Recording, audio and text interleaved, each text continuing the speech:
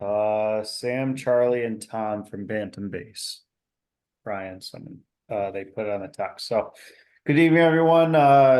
Dan Gordon from Flash Fire. I'm looking forward to a couple, hour and a half, 2 hours of good scenario-based stuff tonight. Um, so it's been a while since I've done this with you guys. I've done this somewhat regularly with departments throughout. I'm gonna start off with a quick PowerPoint. When I say quick, it's I don't know, 20 slides, not even. Can't figure it out right now, but it's not a long PowerPoint, just kind of back up the basics of what we're gonna do tonight.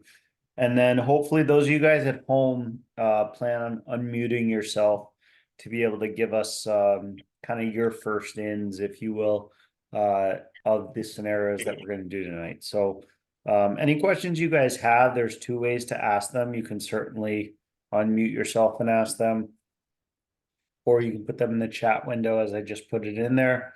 So please feel free to do either one. And we'll go through it from there. For anyone, I know we have a few different departments on here, which is great because you guys can have some discussion within yourselves as well. I'll put the recording on YouTube and give you guys the personal link so it won't be out there publicly. But if you had any members that didn't come in tonight, you can have them log in, or you can use this as a drill session down the line. So I'm just going to share my screen. And you guys should be able to see it, right? I'm just expanding the speaker view here. All right, so you guys can all see the screen, right? It says Flash Fire Industry Simulation Training. So the background of this, I did start it during COVID because everyone kind of shut down their training and fires were still going on and whatnot. So I bought this software. It's called Digital Combustion or Fire Studio 6, depending on kind of which brand you look at. But the bottom line is it allows me to insert smoke, fire victims, pretty much anything. I could put a plane into a house if I wanted to in this simulation, and I can use your buildings. So some of these might be your buildings, some might not be. These are pretty generic, certainly for the area. But for like promotional exams and things like that, I know for Stratford, I did a bunch where I went around the town of Stratford, took pictures of their buildings, and actually put in, the smoke or fire to those specific structures or occupancies. So tonight, after I get through this PowerPoint, I got to emphasize everything's student driven. I'm not going to talk a ton, right? I'm going to put up the scenarios. I'm going to let you guys discuss them. These are the times to have the debates. Would I take an inch through quarter? Would I take a 2.5? Would I go to the front? Would I go to the back? We don't want to have those debates at 2 a.m. And those are good debates to have. And I got to tell you, there's a lot of good, as we get into some of these scenarios, there's a lot of good pluses and minuses to everything that we're doing. So please, if 5 people say they're going to do one thing and you disagree, please speak up. This is the time to have that discussion. I'm going to be here to facilitate, and I'll insert my opinion for sure. But what I say is not gospel, right? If you guys tell me that I have to draft, to me that means that the truck drives really close behind the engine. And so, for example, I don't run into your fires. I don't have the type of water supply issues that I know you guys have. So, I'm an opinion. I'm an outside guy. Please do not take what I say as gospel. You are welcome to disagree with me. The more we participate, the more interesting it is. As I've said, if you have a disagreement, and again, a disagreement, we're not fighting here, but we can absolutely have disagreements. I'll disagree with you if I have a difference of opinion, and you please do the same with me. The majority of the scenarios we're looking at the first, I put 2 or 3 lines here, realistically 1 to 2 lines. And when I say that, because we're going to show up, we're going to stretch our first line, we're going to make our size up, and then we're going to stretch, we kind of know what our first 2 lines are going to do. After that, it's generally going to be dictated by how the scenario progresses. And not every scenario is going to progress tonight. We're going to have that first arriving type of incident and make our decisions based on that. And again, these are not perfect. We're not doing art of reading smoke tonight where we're looking at, real buildings or real smoke scenarios. So these are all done by me, so they're not 100% perfect. So I just put that. I don't want you to kind of pick apart and say, oh, that's about to backdraft or that's about to flash over. Maybe some basic stuff on that, but that's not the idea behind tonight. The idea behind tonight is to look at the scenario and say, this is what I would do with 2 guys on the rig, or this is what I would do with 4 guys on the rig. I would take an 1.75 inch, I would take a 2.5, I would take it to the front, I would take it to the rear. Those are the big things that we're looking to get at it tonight. So this is a couple graphs that are statistics that I've taken out, and these I realize is from 2015 to 2015. There's probably an updated graph like this, but I like to show this for a couple reasons. The top one, obviously, we all know the majority of people that are killed in fires are killed asleep. A lot of times they don't have smoke detectors, and so when we talk about targeting our searches, again, pretty straightforward. We want to make sure that we're getting to people where they're going to be. And that's why, VES in the last probably 5 or 10 years has become a lot more of a, highly discussed aspect of this, because VES generally targets the bedrooms where these victims are found. On the bottom, this is the one that really hits me hard when we talk about kind of the adages of you put the fire out, all your other problems go away. I hate that because maybe that's true for the firemen, but it's not true for the civilians, right? If we, add the first 2 lines, 47%, 36%, we're getting over 80% of people are dying from some level of smoke inhalation. And so we can put the fire out all we want, and we need to put the fire out. But for the victims, simply putting the fire out does not solve their problem. We need to get them out of that hazardous environment. And so that kind of goes to the, we'll just dump water on from the exterior. And as long as we put the fire out, everything's going to get better. We need to get in there, and we need to do a very aggressive primary search as soon as possible. Now, that may not always be right away. I understand that. We may need to get water on the fire first. But this is a consideration that our victims our civilians are not dying from thermal burns. They're dying from smoke inhalation. And the only way to solve that is getting them out of that structure. Water usage. So this comes from the UL study, impact of interior and exterior streams on victim survivability. I'm not going to talk about, well, I'll talk a little bit about the victim survivability, but really the big part about this is water usage. And this comes to play, especially for you guys, where you don't always have hydrants. And I know when I got in the fire service, 10, 15 years ago, the emphasis was on, all right, the first 2 engine comes in, grabs the hydrant, leaves someone at the hydrant, forward lays in, and then supplies the rig. And what we've kind of learned in the last few years is that a little bit of water can do a lot of work. And so, maybe we're better off leaving that guy on the rig and having him help us stretch hose, get the first line into service, and getting a good amount of fire knocked down. From the victim survivability part here, what we can take away is that, we had fire in these 2 rooms here.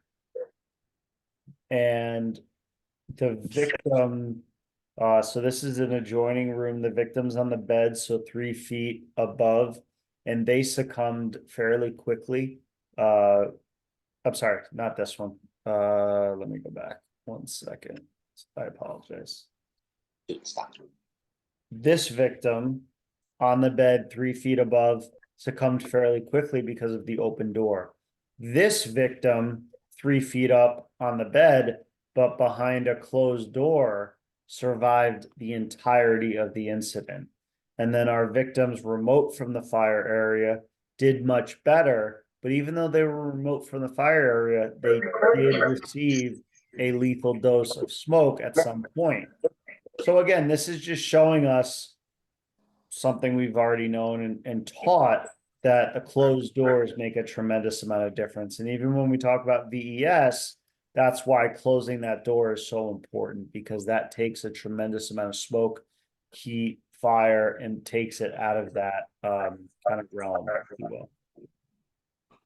This is the water usage regarding the last kind of slide that I talked about.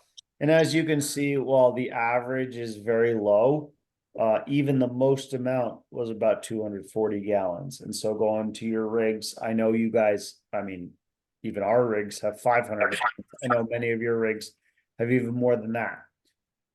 So the bottom line is a ranch style house with 2 rooms fully involved. They never used more than 250 gallons or so of water to control those fires. And so we are probably better off, especially at 3 in the morning or 2 in the afternoon when we don't have a ton of personnel, getting water out of the fire rather than leaving someone at the hydrant, rather than having someone take the tanker and start drafting, those types of things. We can do a lot with our tank water as long as we get it onto the seat of the fire. So this could be an 8-hour class, private dwellings, but I put it in a slide. Give our first in report for tonight: height, size up, location of fire, if we can determine it. Keep it simple, stupid. If we say the type of house, that's fine: colonial, ranch, raised ranch. Just don't be wrong, right? Don't say it's a colonial when it's really a cape, or vice versa. Our 360 we know is essential, but it's not always going to get done. It's not always going to get done by the first arriving officer, but we need to communicate if it's not getting done. 90% of the time, I'll say it gets done by the first officer on scene, but I know that there's going to be scenarios where that's not going to happen. Maybe a known victim, a visible life hazard, someone helping stretch the line, whatever the case may be. It's not an issue if it doesn't get done, but it needs to be communicated, because that 360 does have to get done as soon as possible. So for example, if the first engine gets there and they're not able to do it, they need to communicate that so that maybe an arriving chief can do that quickly thereafter. Size up points as we do that 360, obviously location of fire. If we have victims, we're probably going to go for them most of the time, especially in a private dwelling. Access or egress points, and a couple things to think about these last kind of 3. Different number of floors front to rear, right? So if you have a walkout basement, it may look like 2 floors in the front, 3 in the rear. And then these are my 2 big things that we're going to harp on tonight. There's a couple scenarios that may play a part into this, but as you're doing that 360, make sure that you know the lowest floor of fire. Or for me, if you assign a safety officer at some point, that's their first thing to do, is to make sure that we're operating on the lowest floor of fire. We don't have fire burning below us. And the A side, right? So making sure that we're all on the same page with what the A side is. Obviously, probably 99 out of 100 times, the A side's obvious, but sometimes you might have a house kind of off the beaten path that's kiltered one way or rotated one way or another. So make sure we're all on the same page with what the A side is. And then make sure we're not operating on a above an uncontrolled fire. All right, so some things before you get off the rig. And I'll wrap this up in a minute. Additional resources, right? So especially you guys, I know you call mutual aid often, which is great. So make sure you get those resources started. I'm a big fan of being able to say one thing and have a lot of things happen. Obviously, I come from the world of 10 codes, but if you could say things like we have a working fire and that can automatically start out of town RIT, tankers, things like that, that's great.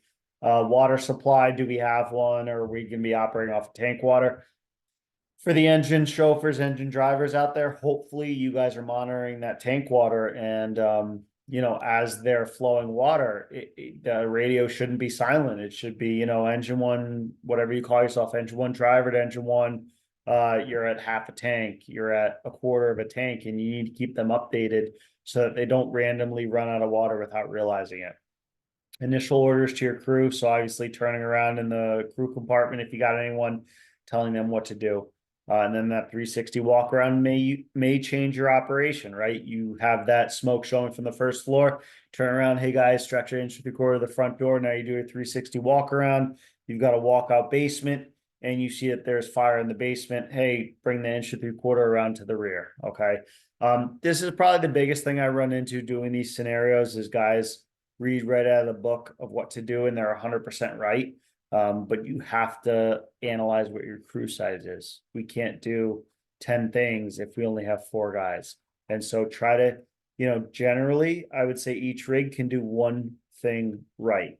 So you got the engine, get one line in operation. Don't think you're going to take a line to the front, stretch a backup line to the rear, and throw a portable ladder to the front, right? Hose line selection, generally private dwellings, almost always 1 3/4 maneuverability.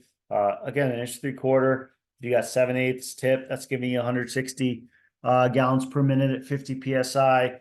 15/16 is going to give you even closer to 185 and 190. Okay, sufficient reach and penetration.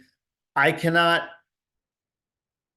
maneuverability. I cannot overemphasize the importance of maneuverability. I've been to many jobs where guys stretched 2.5 because they felt like it was a 2.5 inch fire, but they couldn't maneuver the line. Do not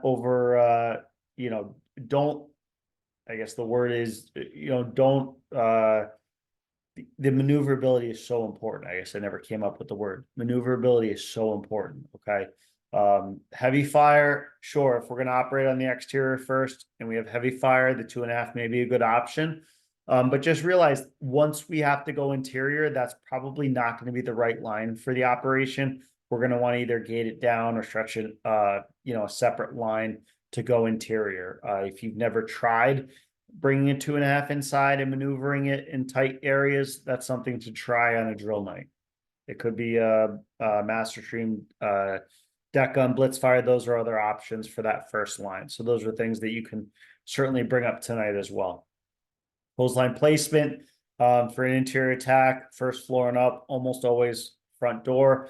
And everyone talks about protecting the primary means of egress, it's the front door, whatever.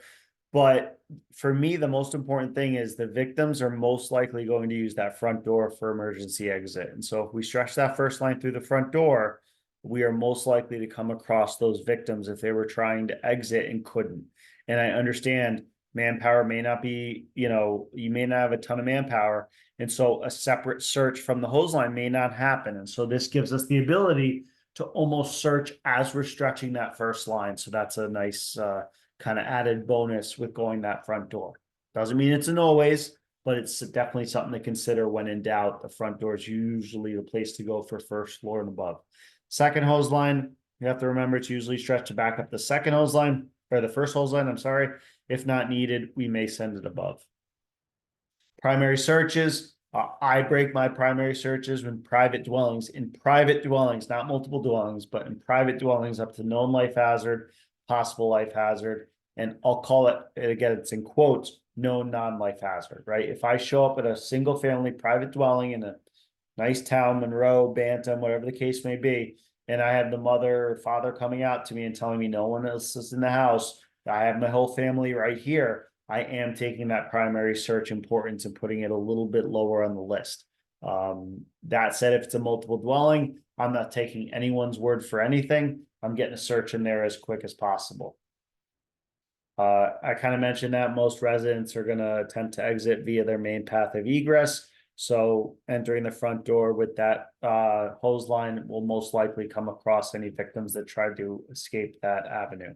VES, you guys probably aware of what VES is, but yeah, and we could have obviously a whole class on VES. But some of the advantages to VES, we can go to a specific room. We don't have to go in the front door, up the stairs, and navigate to that area. In a large house specifically, that may be tough. If the main stairs or the first floor are compromised, this gives us an avenue to get directly to the second floor, bypassing some of those collapse hazards. And in a smaller house, if you have clutter or a lot of manpower, it allows us to bypass that as well. Basement fire is obviously one of the more dangerous that we go to. So there's usually going to be 2 points of access to the basement. One's going to be from the interior, and one's going to be a secondary entrance, either bilco, a walkout, or a door at the bottom of a stair. Like you have stairs down and then a door at the bottom. But but exterior. And construction wise, not necessarily something we're always going to know about, but certainly keeping in mind that different construction, if the basement's finished versus unfinished, that's going to play a part into our collapse hazard. I could go on a whole tangent about that. I'm not going to. But just look around. If you buff that on the internet or you read about line of duty deaths, a lot of firemen are dying, getting jammed up from falling from the first floor into the basement. An unfinished basement is probably going to be our biggest hazard because there's no protection for those load bearing joists of the first floor. So just keep that in mind. Again, inch and 3/4, almost always. Most apartments are kind of adapting adopting the best and easiest access to the basement. Sometimes it's going to be the first floor down the basement stairs. A lot of times it's going to be around the rear or around the side to the secondary entrance. This is one of those times where the second hose line usually is not going to directly back up the first hose line, but it'll get stretched to wherever the first hose line did not. So if the first hose line goes around the rear, the second hose line may go into the front door or vice versa.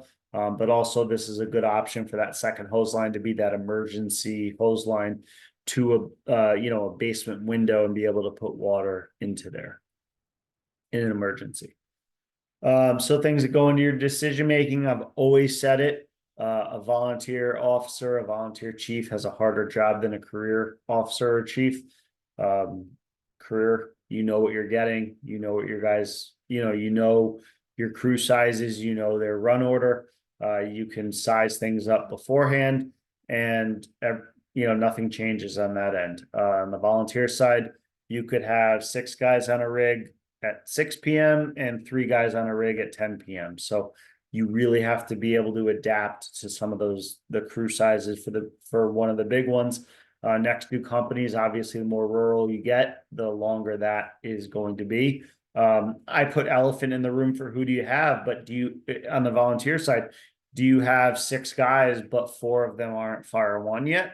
So you can't even send them interior, or do you have 6 all-stars with you? My rule of thumb, if there's address a known life hazard or put the fucking fire out. That's it, right? I know we could, spend hours debating on each individual incident, but in the end, you show up at 2 a.m, you're not sure what to do. If you have a known life hazard, address it. If not, get some water under the fire and be done with it. So that's kind of my, if you will, very quick scenario-based stuff. If there's any questions, put them in the chat window or anything. Otherwise, I will start working on some of our scenarios. Anyone? Good. Okay. So let me share this window.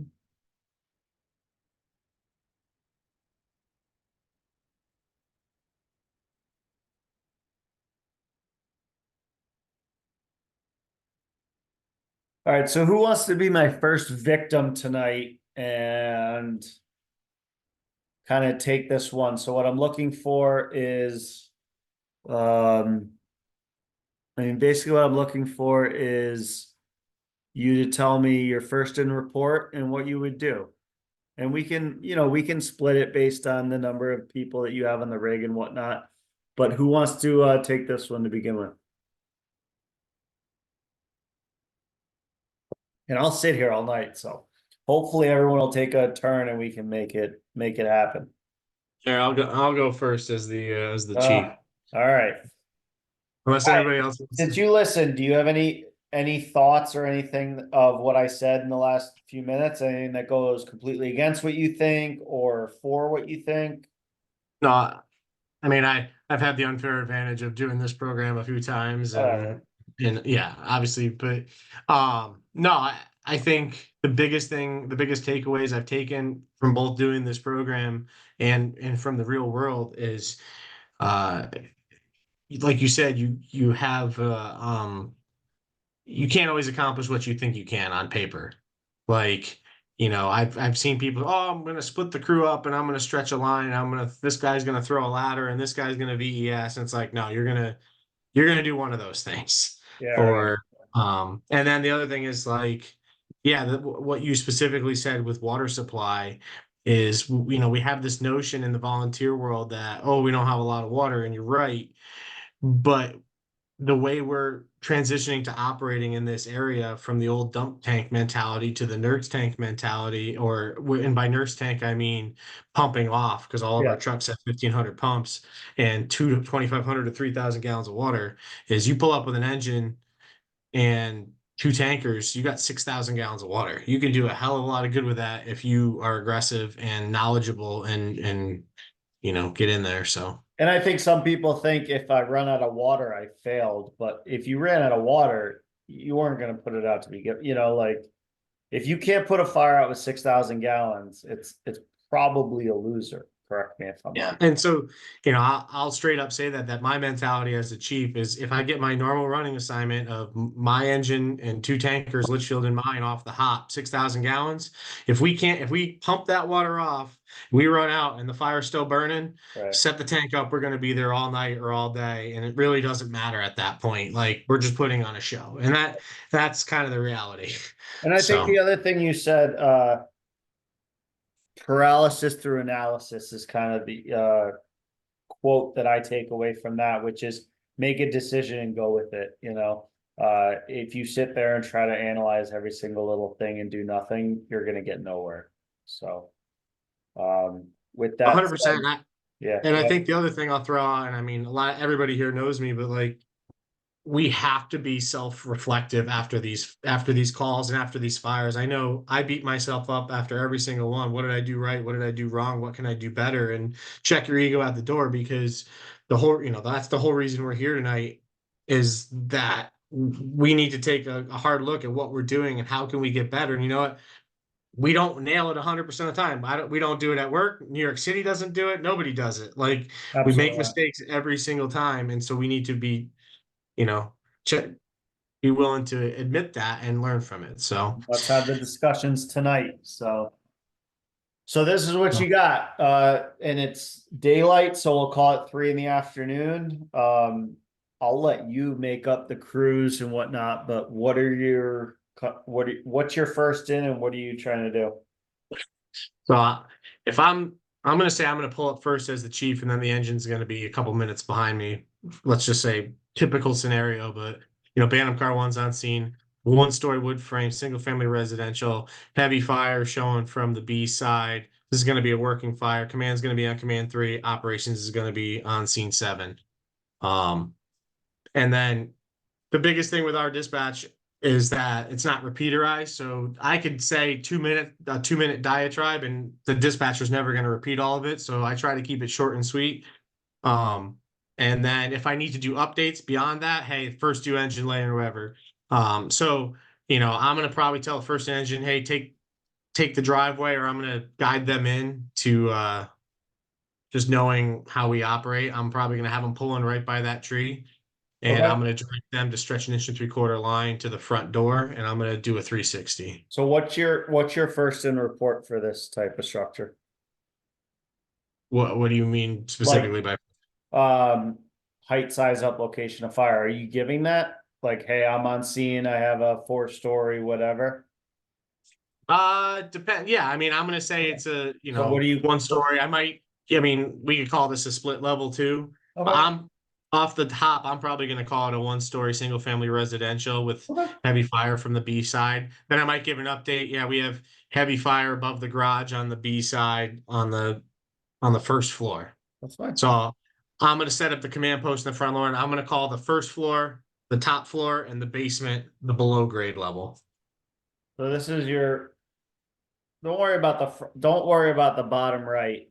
But I think and I'm not sucking up to you, but I think that's the most important thing, especially at something like this with a split level, is just identifying the 2 levels. I always ask, departments when I do this, what are you calling these 2 levels? And you get a lot of different opinions, first floor, second floor, basement, first floor, 2-story, 1.5-story, some crazy stuff. So I think what you just said is very important when we go through tonight. making sure that you identify clearly the two levels, what you're calling them. And that's something that is not unique to you guys. With us, brownstones, huge issue on, basement, first floor, cellar, second floor. We actually have two levels that are called, one level that's called both the basement and the first floor, depending on who you talk to. So if you think that can get confusing, it does.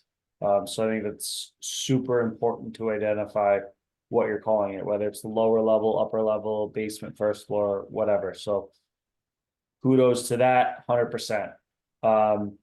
Let me ask this: is anyone, and this is the time to say, is anyone doing anything different other than an inch or 3/4 to the front door?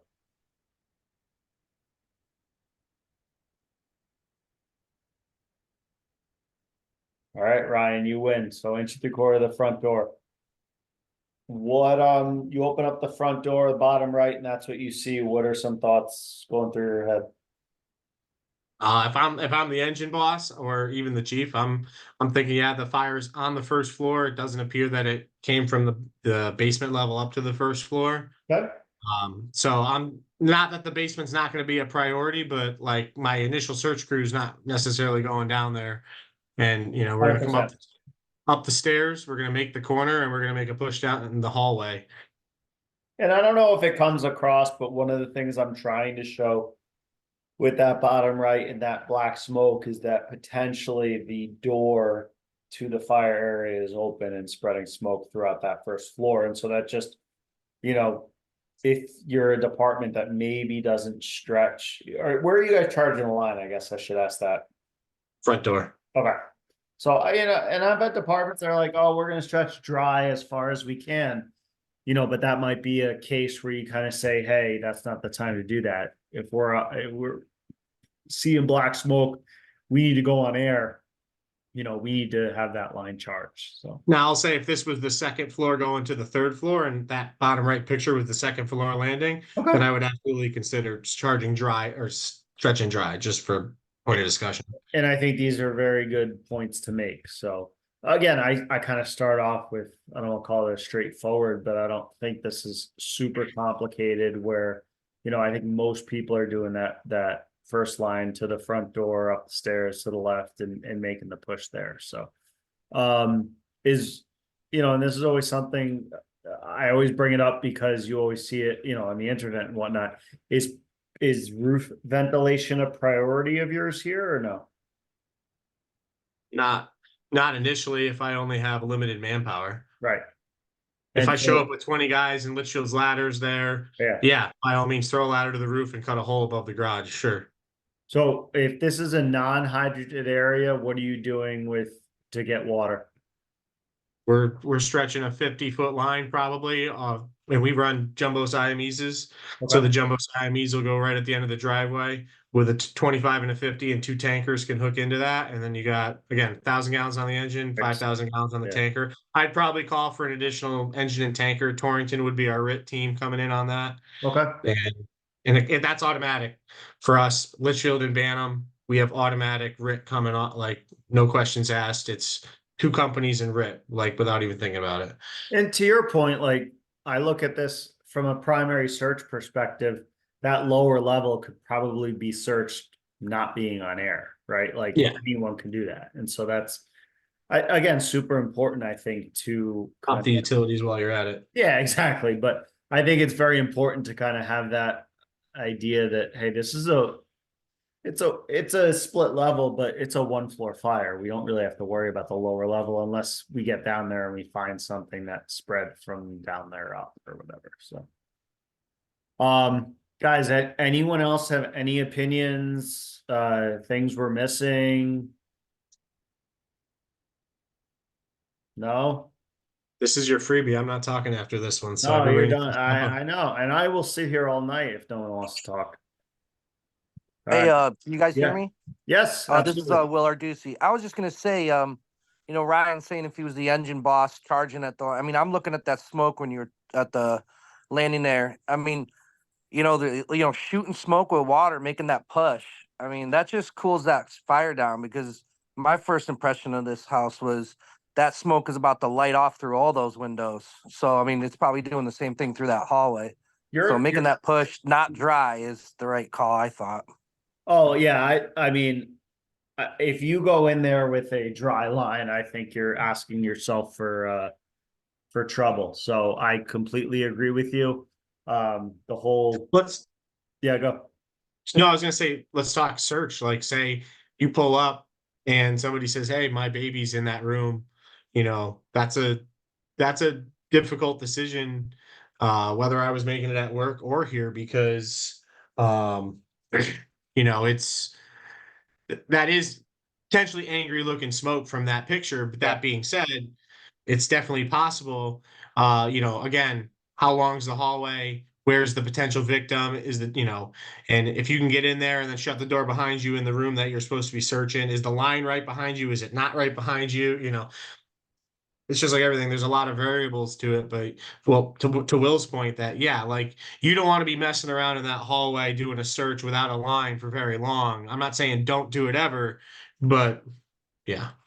Well, I also think that, I mean, in Bantam world, Litchfield's probably closer than the second due for Engine 3 in Stratford world, right? And, well, certain parts of town, yeah. Yeah. So Will, to your point, Yeah. I think you're Yeah.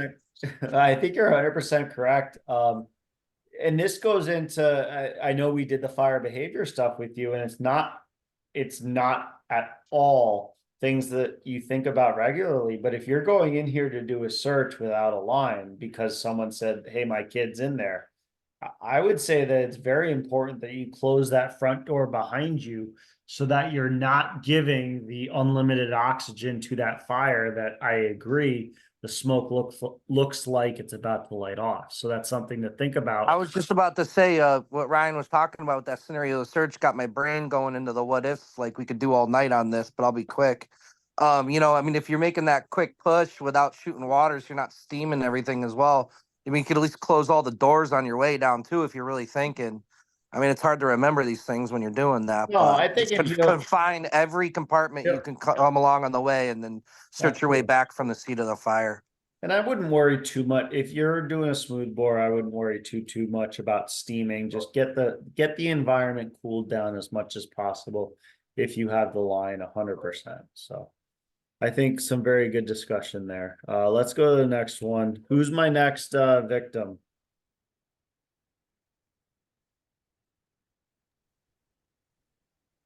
Mike, Pete, Come on, somebody. Ryan. Yeah, I think a new lieutenant should be doing something. Yeah, Let's go, I'll people. do it. Go ahead. Go There ahead. we This is go. Pete. All right, Pete. So again, give me a first due report. I'll share it in a minute. Give me a first due report, engine one on scene, blah, blah, blah. And then what are you going to do with your, I'll give you not five guys on your rig, but maybe two or three on the first due rig, two or three on the second. What are your initial tactics going to be here? Okay. Yep. Okay, we got a small wood frame, single story on the D side, smoke showing and flames. First engine, we're going to come in and go through the front door with an inch and a quarter, 3/4. Get the next one in, get the backup line going.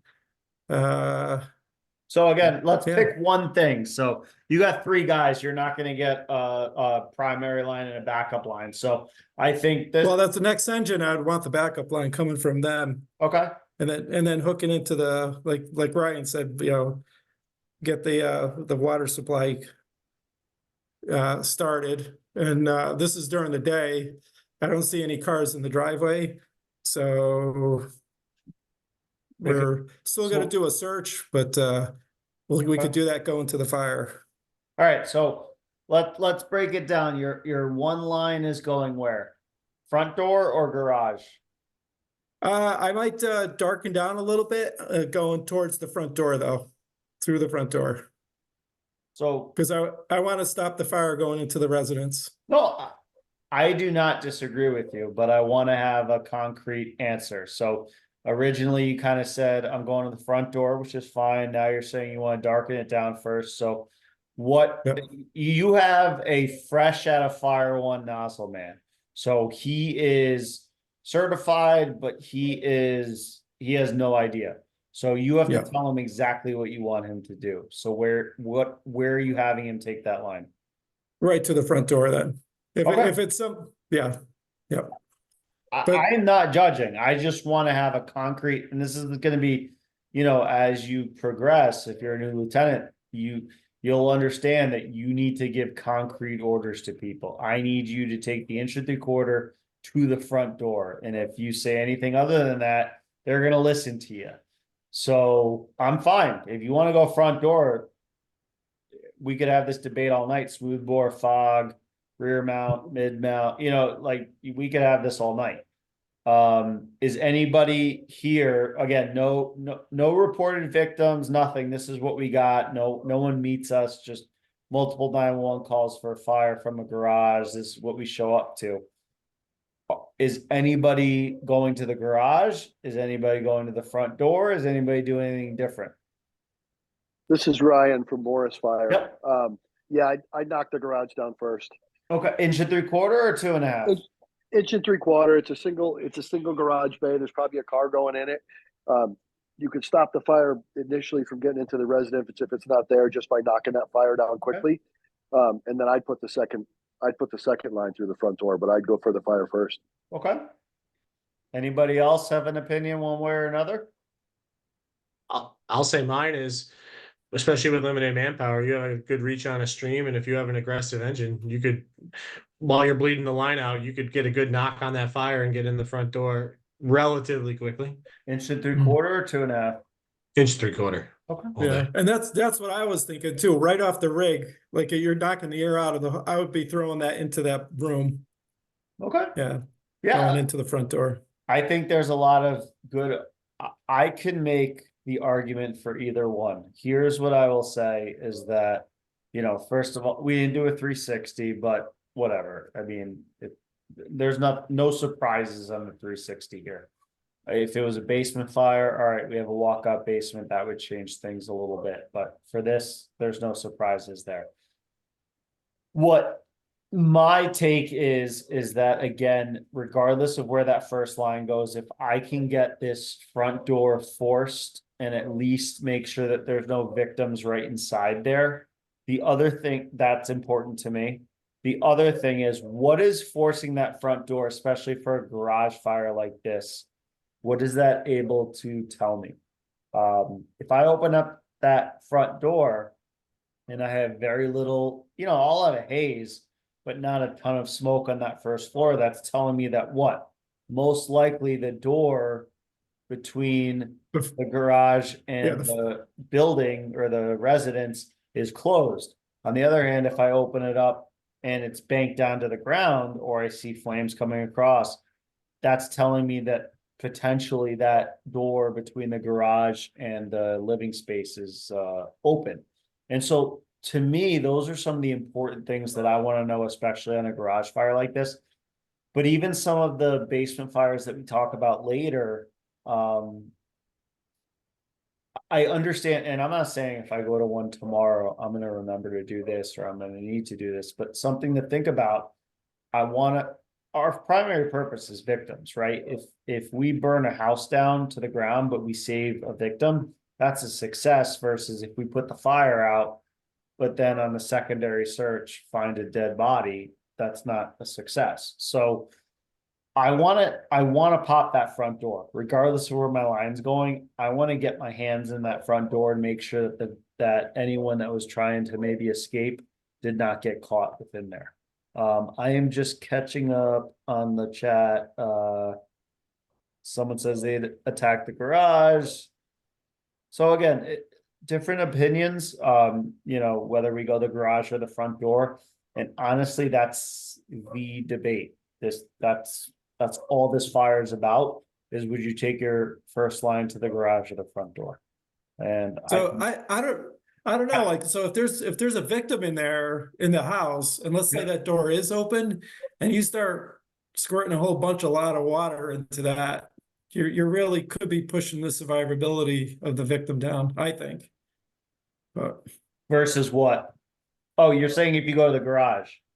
yeah, if you're using that as your primary, and let's say the next rig is 2 minutes, 3 minutes away, yeah, I mean, which could be the case. Absolutely. I don't know. If not more. Yeah, I'd let that side of the house burn to the ground and make sure that the residence is good. And assume that the code's there and that you got an hour burn from garage to house. Assuming that that door is closed though, Closed, yep. which many Yep. times it's not. So again, that's why I say I want it, regardless of where my line goes, I want to get that front door open so that I can get an idea of what's going on in there. And if a victim was trying to escape, I want to get to them and be able to say, you know, I searched that front door. So let me mix this up a little bit. You get on scene, same time, you know, you got 2 or 3 guys on the rig, same scenario fire-wise, but the mother comes out and says, my kid's taking a nap in this room and I can't get to her or him. How's that? What are you doing? You have 3 guys, right? You have a, I'll call it a confirmed entrapment in this room. What are you doing? Pete? I would actually send 2 of the guys to go after the fire, and I would go do the search. Well, you have 3 guys, so someone has to pump the rig, right?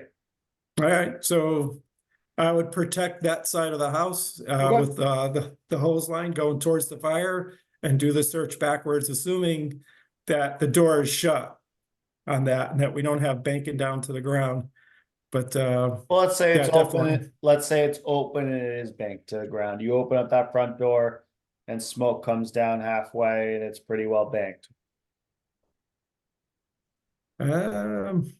This, I mean, there's not a right or wrong answer. This is what, and this is how it, again, I am far from perfect, but this is how I try to prepare myself for different scenarios is I try to figure out every different type of scenario I can think of and test myself on it. So what are your Yeah, options? What are your options? Even before we make a decision, what are your options here? What you Well, just if it- said, put a line in the front door and you go left and do a search. What's another option? We have a no. we could location. do a VES with that AC unit there. I mean, that could Okay. be really simple. So It's and also knowing our building construction, do you think that's the only window to that room? there No. should be 2 probably. There should be one on the Probably lower is one corner on the also. B side without an AC unit, right? Yeah. So VES is absolutely another option. And these are the things.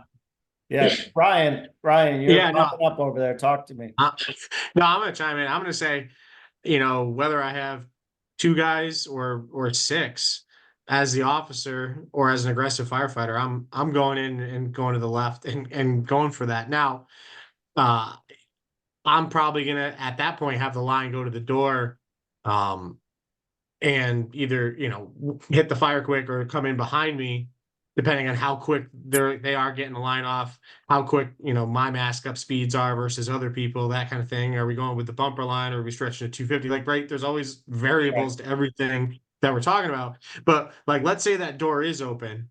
That's personally not going to change it in my mind. I'm still going in. I'm going down the hall to the left and going to that last doorway and going in the room. Now, if that room door was shut, I'm going in the room and I'm shutting the door behind me until Right. that fire's knocked down. Because I'm not, if the kid's okay and it's a tenable space in there, I'm not dragging the kid back down the hallway through the smoke. Then I might pop the air conditioner out or something like that. And just because we're here and we could talk about it, like I think that's an important element to this. Is like, okay, you get in there, that kid's napping, and the mom was smart enough to keep the door shut. Like, if the baby's in there and sleeping and crying, I'm not gonna drag her down the hallway. Well, I'm not gonna say the mom was smart enough. I'm gonna say the mom didn't want to listen to the kid cry going to bed. Yeah. Shut the door, you know. But I agree. I think at this point, if it's me and one other guy, and then you got the pump operator, hey, we're gonna stretch the line. We're going to the front door. You just protect me. Just make sure the fire doesn't come this way. And I'm going left to do a search, right? But again, some of that comes into play one of the last things I talked about, your crew, right? Ryan, you got a kid fresh out of fire one. I don't know if that same scenario works. Potentially not. I mean, So, it also, I'll say it depends on the setback too, because like I know our first due engine, best case scenario, has a 150 bumper line that's essentially a trash line that mhm, can get stretched really, really fast. right. But if it's 250 Oh, feet yeah, off the road, and that same fire one kid has to deploy the crosslay that he's right. maybe done once, yes, you're right. It's a completely different scenario. And so, guys, this is just the types of things that I think help, that this training I think helps, is just giving you the different scenarios and the different kind of thought processes. And as you look at these fires, even if I don't say it tonight, think about, all right, well, we talked about that, but what if someone was trapped? What if I had a fresh fire one kid on my, and look at Facebook too. I know you guys do. You can't lie. Don't look at it from what did that department do, but what would I do? And then add a victim, add, a fresh probie, whatever the case may be. So I think that's where some of tonight can help out. Does anyone else have anything to talk about on that? Any other opinions? I'm happy to hear them. This is Mike. I was Yeah. thinking too, it's possible if you have a person trapped, can you send your crew in and then have the driver just hit the garage with a deck gun quick? Especially we have those quick valves on them. So what do you mean by quick valves? And I'm asking honestly. Well, we have like a shut off valve on the deck gun, so you could charge it from the pump panel, go out there and open it. If you Okay. aim. Have you done that before? I have not. No, even in training, I've had such shit luck with deck guns. And they throw so much water out there. I would just be so worried that I would run out of water before I got water on the fire. So we've done it at a couple large, well-involved buildings. Yep. And the reason we put the shutoff valves on, other than I watched the Rex Morris Stanford video and saw Right. it and decided to spend money, but for that reason is that even at surrounded drowns, when you have limited water, the time it takes to throttle up the pump, point the Yeah. deck gun, and crank it up, because we don't have the stingers like New York City does. We have the crank, elevation and whatever. No, we're not much better. Go ahead. But the point is that you see, and I have video of it where water is hitting the ground, hitting the ground, hitting Yeah. the ground, hitting the ground. Oh, now it's over. Yeah. Where with we put the 2.5 ball valve on it, where so you have a better chance of pointing it and shooting it. Now, Right.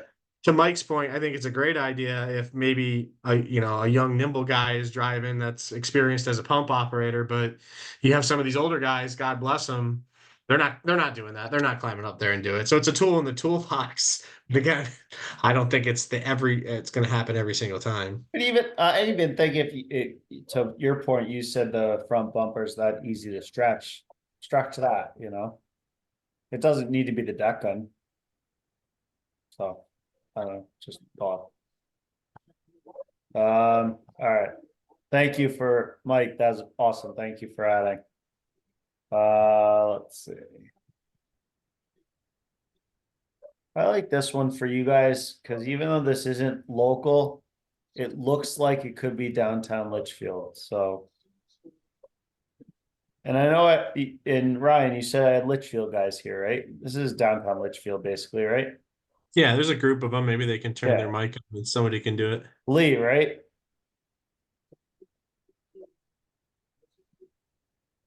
Come on, Lee. Yeah, there he goes. He's getting up out of the recliner. Lee, are you by yourself or do you have a Sorry, group? this is Sean Fogarty. Lee's not here, but we have like 17 of us, so we'll give it a shot. You just sold yourselves down the river. This is exactly downtown Litchfield. So give me a first in report and what you're going to do. And again, I mean, this is Litchfield, but this is a Main Street USA anywhere. So Yeah, I appreciate it. I'll give it a shot. It's a learning experience, right? So go with Litchfield Engine 2 first due. You want me to make up in terms of how many people we have, or just go with a size up? what do you realistically think you would have? I would say 3 or 4 guys on the first due, depending on time of the All day. right. 3 sounds good. So what's your first in report? I have to say we've got a 3-story brick fire showing from the AB side. I'm going to copy Chief Litwin earlier that command will be engine 2, ops on scene 7, command on command. And I'd be calling immediately for all my backup. So ladder, tanker, Bantam, Northfield, East Litchfield, and probably Torrington for RIT. Yeah, I mean, My guys, big concern is that you have to look Sorry, at my big- this. You just have to look at this and know that this is going to be. You got to get help coming. yeah, exactly. My big concern, like I said, is we've got stores on the ground floor, we've got residences above, they're all connected. I mean, we could lose the block if we don't get a line on this quick and get enough people there. So, what's your initial orders to your crew, and what do you want the incoming crews to do? Well, I'll give this my best shot here. That's what we're So here with the for. limited amount of people we have, of course, we'd spin up the pump, get a hose line moving. I think we'd have to take maybe even one person, knock on businesses and get people out of there if they haven't already been sent out. and Where basically set from up. the first floor? Yeah, we have to work our way up as quick as possible though, to try to get people out from the fire floor. You got- I don't know if there's a shared apartment hallway up there, but You you got know, three. apartments to the You rear got side. 3 guys. What are you gonna do with 3 guys? I would ditch the first floor, get water on the fire. Makes sense. You know, So you- get a line up the third honestly, floor as fast if as possible. you're gonna have cops there, right? No. No? Really, you'd be the only department that doesn't. Yeah, so we don't have any local constables, and I mean, we may have troopers, but we might, we'd be probably looking to do a tanker shuttle, so we wouldn't want them. No, I just Too mean, close. when you talk about getting the first floor evacuated, that's not you. Unless there's smoke on the first floor, have someone else do that. That makes sense. Yeah. So what line are you stretching and where are you stretching it to? And where are you charging it? Those are the 3 things I want to know. I may have to defer to an officer unless we're 1 3/4 right to the seat of the fire. Okay. So interior, that's fine. So you're not an officer, right? I'm not. All right, but you are that day. So. Yeah, it seems like it. So it sucks for these people in business. That's right. Uh, So 1 3/4, I agree with completely. Where you're stretching it to the interior, so there's probably a front door. One of these is a front door that leads up there, right? right. And I agree with you, commercial, probably apartments up there. Where are you thinking that you're going to charge the line? I would hope we can get it in place without having to charge it just because of the flights of stairs, but Well, so when you say get it in place, what do you mean? I want to get it up those 3 flights of stairs 100%. with our limited manpower. So assuming it's only Absolutely. 2 of us. If you think you're gonna charge it out here and advance it up 3 floors, I agree, you're out of your mind, so. Right. Without a doubt. My rule of thumb, if you're not, comfortable with doing this or you haven't done it a lot, if you need to be on air, you need to have a charged hose line. So advance that line as far as you can until you have to go on air. And then what can happen while you're masking up? They can charge the line, right? So you get Okay. to the 2nd floor, the 3rd floor, whatever the case may be, and I'll give you the examples in a minute. And you could say, engine 1 to engine 1 driver, charge the line. And it's not going to happen instantly. So while he's taking the time to charge that line, you can mask up. So what are the scenarios where we would charge the line here? If it's an apartment, what are the 2 scenarios with that apartment door? And it's the same, guys don't kind of correlate from the garage fire to this, but it's the same thing. What is our big advantage, if you will, with this apartment from smoke getting into the rest of the area? Like, what's going to keep it from getting into the rest of the 3rd floor? The door, right? Yeah. So get up to that 3rd floor as quick as possible and see what conditions are like. If that hallway is pretty good visibility, then what does that probably mean about the apartment door on that third floor? Hopefully it means it's closed. Absolutely. And if we get up to the top of the second floor stairs and it's lights out conditions, what's that probably telling me about that third floor apartment door? You've got an Probably- open door, the fire's already burnt through it. Either it's open or it's burned through it, absolutely. So I would bring my line as close to what you said as possible. If I get up to that third floor and it's clear, I'm bringing the line dry right up to that door and charging it and then going in. And if I bring it up to the second floor and it's lights out on the third floor, I'll probably charge it on the second floor and then bring it up charged from there. But that's my rule of thumb. If I have to be on air, I'd probably want to charge hose line with me. Does that make sense? It does. Okay. So I agree with you completely where that line's going and everything. Give me some other, you got any other considerations here? I know you're not an officer, but lay it on me. What are some concerns you have here? Yeah, I mean, we always leave space for the ladder, right? So we'd have to get, I Absolutely. think, ladder in place. We have the people, get ladder ops going. I'm assuming it's some kind of flat rubber roof. Could be mechanicals up there. We're talking vent possibly to do an entry and a search. Okay. We have to spin up a tanker shuttle for our area unless there's hydrants. And I'm struggling to think of hydrants in downtown Litchfield. I guess we have them in a few places, like by Marketplace and There's you know, a few hydrants. spots. There's hydrants, So yeah.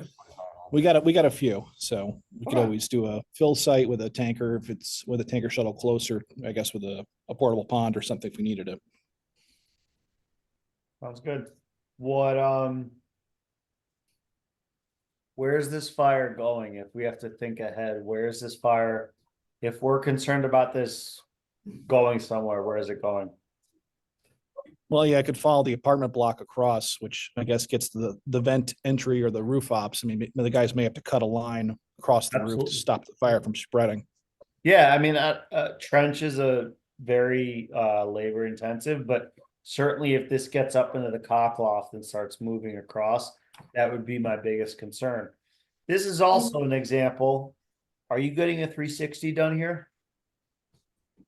Not with our initial crew. I mean, maybe No. if there was some kind of No. public parking lot in the back. Yeah, we No. could try to get I'm someone else. you know, if you read like fire engineering, not fire engineering, that's not fair, but you read some people would be like, you always have to do a 360. Guess what? You got 3 guys on the rig. You're not doing a 360 here, right? Like, Right. how long is it gonna take you? And then you're leaving one guy to stretch a line in the pump operator. This is one of those where you're not doing a 360. Okay. I don't care. It's not happening. So just communicate it, right? In that first in, hey, we did not get, we're not getting to the rear. That's not happening. We're gonna make our move and that's it. So I just think that's important to bring up that, yeah, you got your 1-story private dwelling ranch. All right, get the 360 done, but this is not the one where you're doing your 360. It's not happening. So anyone else doing anything different here? I think, you know, the other thing you brought up, leaving room for the aerial, I think is super important. Especially on this, a 3-story, no one wants to climb a portable ladder up there. So, you know, making sure that, again, you have that aerial, but the aerial also here, if these are 3 stories all the same, the aerial does not have to go right in the center here. The aerial can Right. go to one of these other 2, climb up there and then walk over, and that's not going to change, you know, the dynamics of anything. So yes, leaving room for the aerial, but also probably real specifically do not want to put it here where there's fire blowing out of windows and potentially you know, give the risk of guys getting burnt trying to climb it. So yes and no on that. Right. No. Hey, this is Pete. I think it's also important to get another rig behind that building, or possibly 2, Okay, because you might have better access to the back of that building. there you go. So without a doubt, if it starts to burn towards the rear, you're absolutely going to. So I agree. But you know, initially get water on the fire. Down the line, without a doubt, get some rigs around to the rear. But you know, I think for the first due officer, let's get some water on this fire and at least slow it down if nothing more than that, right? So, any other opinions, questions, comments, concerns? This is Sean again, just Yeah, as an oh, insight to please. some of our locals here, Bantam, Morris folks. Just from my experience, a lot of our buildings in town happen to have skylights as well. So I guess Okay. just be aware of that. Watch out for them if you ever are up on the roof, especially in a tough, smoky condition. All right, so let's talk. Yeah, I mean, we can talk roof ops all night. A couple things to look at here too. Usually the front's gonna have some sort of a parapet to it, so you're gonna have some sort of a You can drop change this. from the aerial, but also that's gonna be a little bit of kind of a buffer when you come front. But if you guys It's look at over. the The race is rear, over. the way this So is you can put positioned something and on the or way you can most of watch it these go. are, is that the roof is almost, it's called an inverted roof, but it almost kind of slopes towards the rear, even though it's considered a flat roof.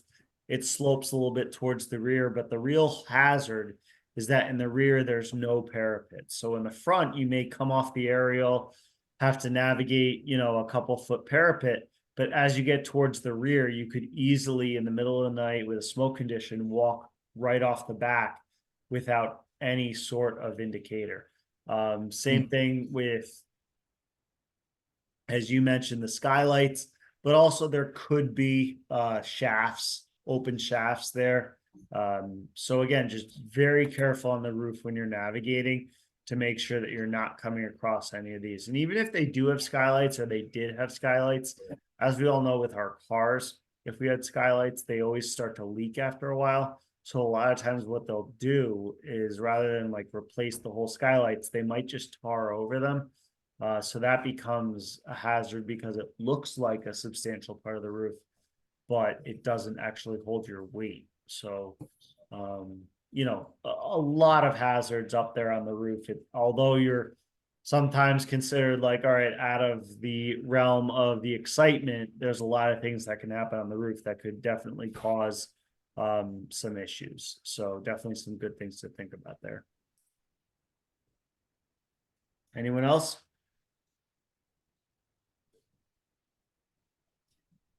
All right, we need a new volunteer.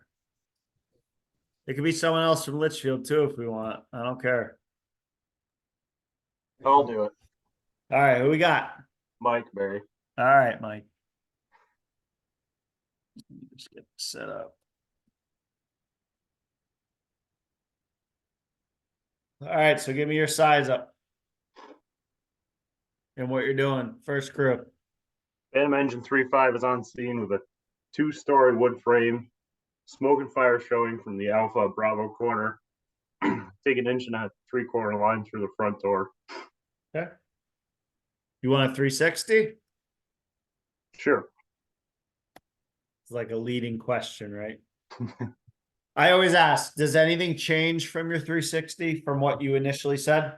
No, I would still do that because then you're protecting the rest of the house. It doesn't look like the fire's too far into it. It's mostly in the garage. So, I mean, you could bring a second line, I guess, through the garage door once it gets there. But What from the exterior, and I'm not disagreeing, what is your indication that the fire's too far through the house? I don't know. Just I would assume that the garage is all that built on section that's 1 story there. I mean, there's windows in it, but No, I agree that this is the garage. The garage is well involved. No Yeah. debate on that. I mean, you got some light smoke in the rest of the house. I guess it's coming through the front door a little. Yeah, no, not uncommon, absolutely. I Listen, mean, I would be concerned with a car in the driveway that there might be somebody home, so you probably want to do a search too. But okay, first crew is probably just going to take a line unless I know there's somebody in there. okay. And then, so, all right, so let me change that then. If someone meets you and says, my kid's on the second floor, is that changing what you're doing? Yeah, definitely. I mean, and it depends. I get like, obviously always on staffing, but if you can get in that front door and make sure the door between the garage and the rest of the house is closed and they get up to that second floor to get that kid out. You I got, mean, you got probably three, have some time. It doesn't look like there's a lot of smoke up there, but you still You- want to get to them. you got 3 guys on the rig. So what are you doing? My kid's on the second floor. It's you, one guy in the back, and the driver. No Yep. hydrants. I guess sort of the same scenario that Pete had. I guess I would take the line to the front door and have the one guy stay there, try and hold the fire back there, and then run up and do a search. Okay. It looks like a fairly light smoke condition on the second floor, so it'd probably be a pretty quick search up there, I would imagine. Okay. Anybody doing any different? Is anybody going, I mean, the different would be going directly to the garage instead of the front door.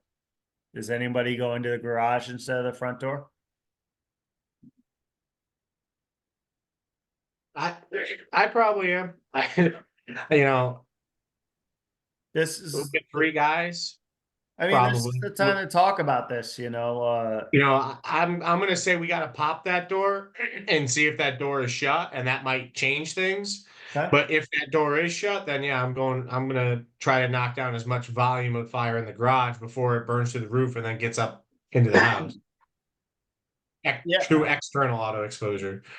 I mean, I don't mean to make this easy. It's you could play this game, and that's kind of, Ryan, what I've done a couple times with this is like, all right, you go inside, you hold it back, that's great, but if it burns all the way above you into the second floor, you've kind of defeated the point.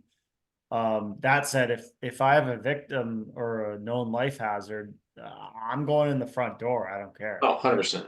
So, and again, that's part of what I'm trying to get across to you guys tonight is the same fire with two different types of crews, with two different scenarios of victims and not, has got to change what your mindset is. And if you're not thinking about that, you're doing yourself a disservice. So I'll throw out the best case scenario. We show up with 6 guys because it's happened. Right.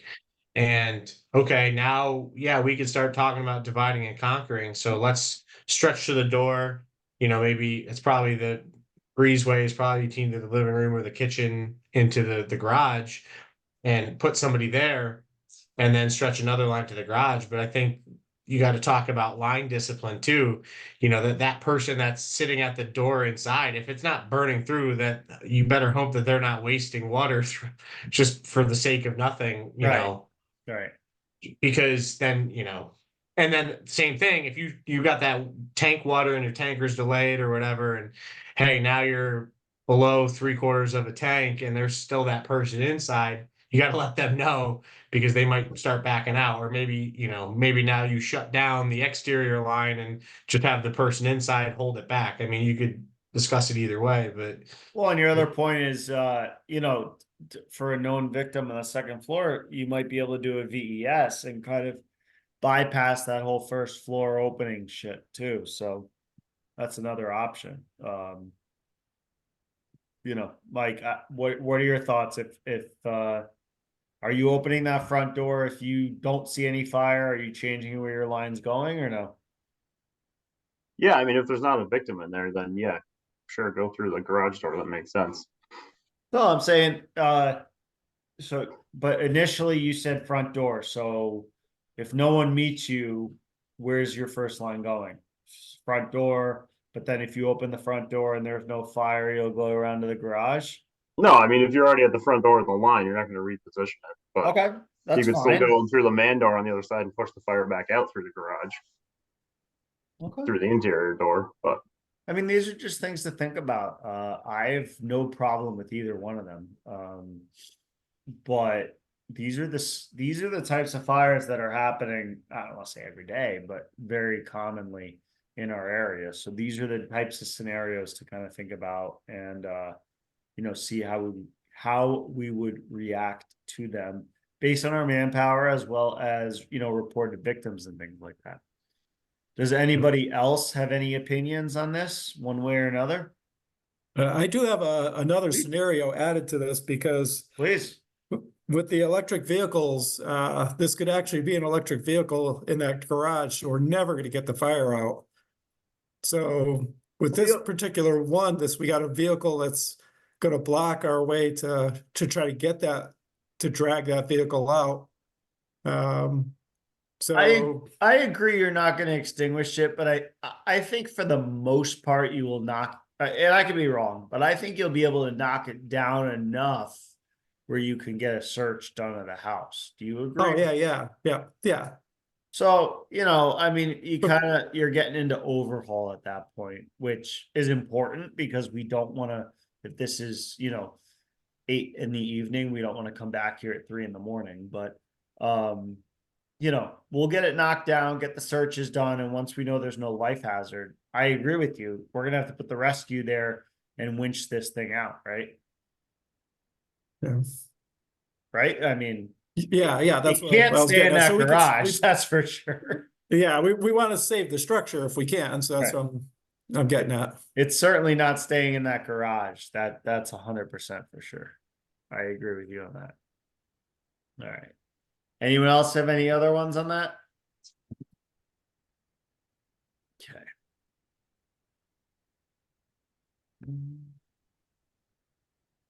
All right, who's my next?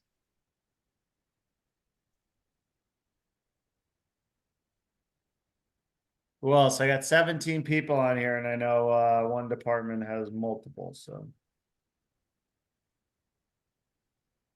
Anyone? I'll go if nobody I've been has the easy on guts. this. All right, Will, awesome. Oh, that's a good one. All right, and you got to make sure there's a couple things odd. So, what's your Yeah, report from the front, and then we'll get around to the rear and whatnot. I'll say engine 3.6 is on scene. I have a 2.5-story wood with fire showing from what I'll say is the alpha side. Yeah. Command on command 3, operations on scene 7.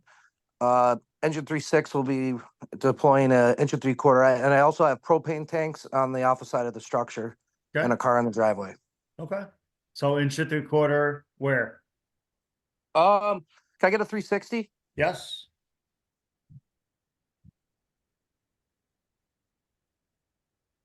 Okay. All right. So I see. Let's see. I don't have a backside of this, just that side.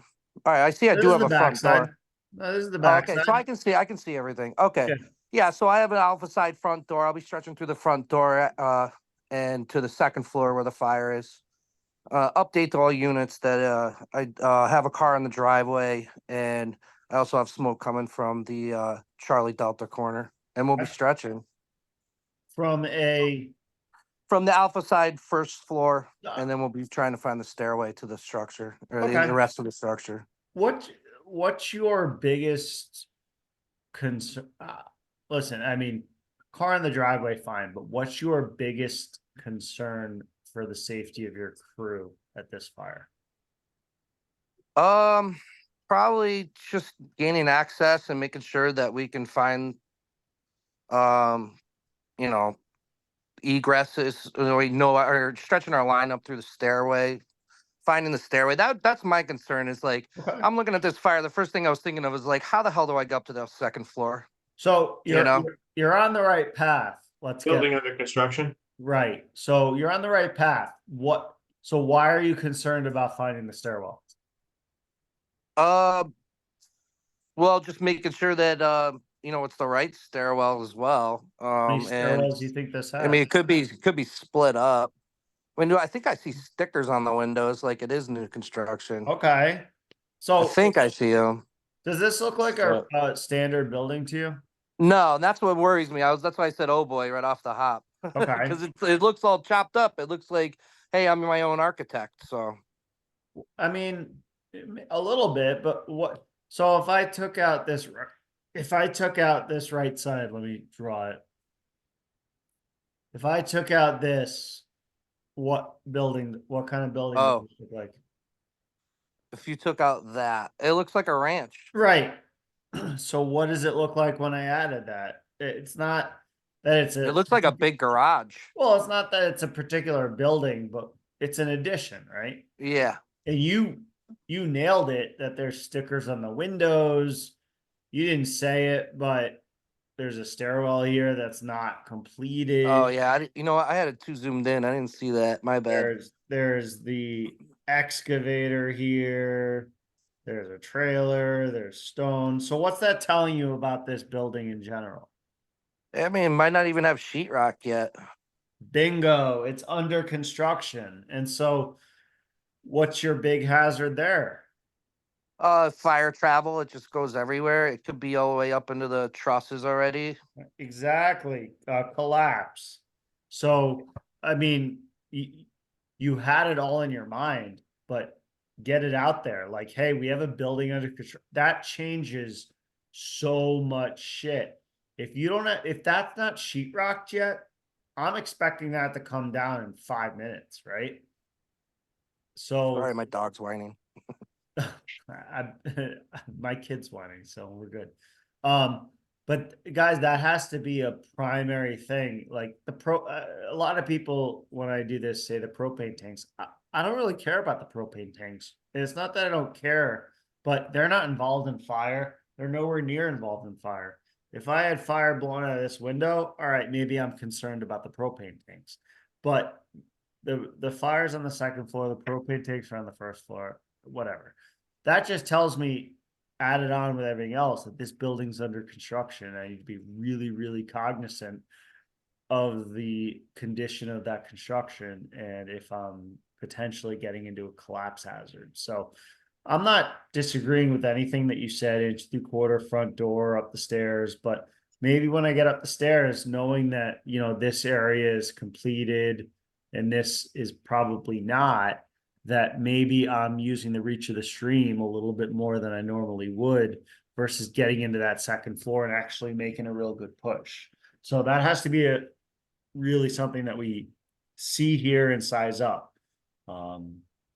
Just that everything's under construction here. So anyone else have any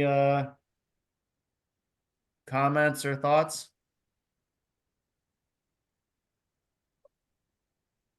Will, did we lose you to your dog? No, I'm here. All right.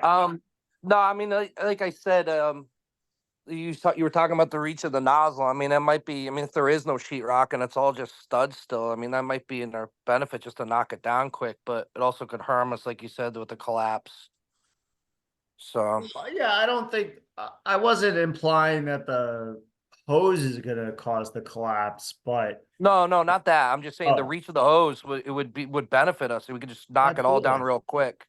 And again, if we're able to search that first floor and account for everybody, I'm definitely concerned about a collapse if that second floor area is under construction, especially if it, doesn't have sheetrock yet. I mean, I don't care if it's painted or not, but if it doesn't have sheetrock yet, guys, that's a huge factor for the protection of those the structural integrity of that area. And we're not going to know that, unless this is during the day when the construction crews there and they may not answer, they may not speak English. So that's definitely not something that we may know. So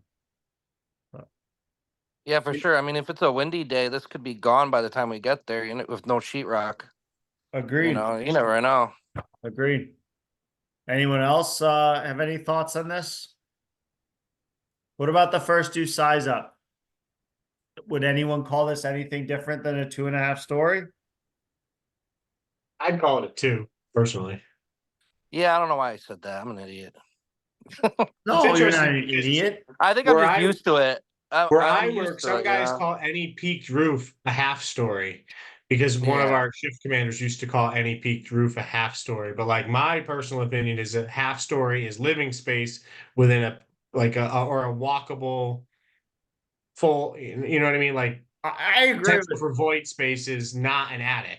Will. So Will, you are not the first person to. I've done this probably No, 20 times. You are not the first person to call this a 2.5 story. I've fallen into that groove over the years of just saying 2.5 stories anytime I see a peak, and then just like Ryan said, I got different shift commanders saying that and not that, and it's like, it's a bad habit to have. It's like saying all the time, Well, it's not even my issue is not that it's a peaked roof. It's just that this almost isn't a 2-story. It's like I'd almost call it a 1-story ranch with a 2-story addition on the D side, like there's a lot going on here.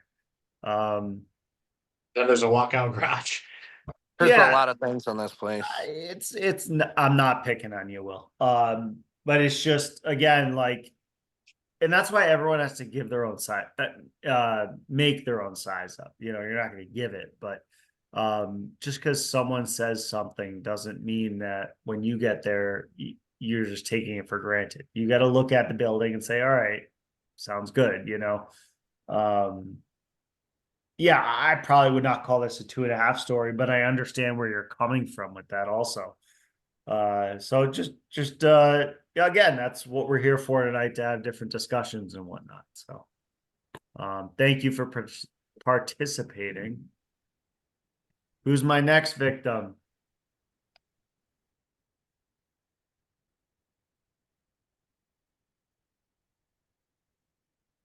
Anyone? Let's volunteer. Who we got? I got it. We got Matt Piazza from Litchfield Fire. All right, Matt, thank you. Give me your first and report. Well, got a one story with smoke showing from the Alpha side. Would be my initial report. Single story residential smoke showing from the Alpha side. Absolutely. Engine 2 will have command and command on command 3, ops on scene 7. All right, and you're turning around to your crew and you're telling them to do what? And then what are you doing? Can I get a 360? Or is this not a 360? However, you're not going to tell your crew to do nothing. So what are you telling them to do while you do your 360? I'd probably tell them to start getting a inch and 3/4 stretch to the front door and just check and see if they need to force. Perfect. Perfect. This is your 360. Okay, so And I back that's up a because fire. even, you know, you may change your orders once you do the 360, but you're not going to tell them to just stand by the rig, right? So Right, yeah. you would 100% do exactly what you did. Hey guys, start an inch and 3/4 of the front door. I'm going to go take a peek at the rear. So now you did that. So what are you doing now? I'd probably be telling them to start bringing that inch and 3/4 around the rear. I'd probably start trying to get a knockdown in through that Okay. basement door down there. What else do you want to do? If you're having them bring the inch and 3/4 of the rear, what do you want to do? I mean, so your initial report was just smoke from the front. So what do you want to do? Right, yeah, I'd want to upgrade that to a working fire. Tell them we've got a working basement fire over the year. Yeah, I mean, I think they understood you got a working fire, but I would absolutely tone back to dispatch or whatever, your SOP is. Hey, this isn't just a working fire, we have a basement fire. And that, can change the tune for a lot of people. So without a doubt, update it to we have a working basement fire. So you got that, you're going the line around to the rear, correct? Yeah, I'd probably try and get that started to knock that down and then potentially make entry into that, depending on how it's looking from there. But that'd be more of a as the fire develops kind of thing. Okay. Is anybody out there doing anything different with that first line?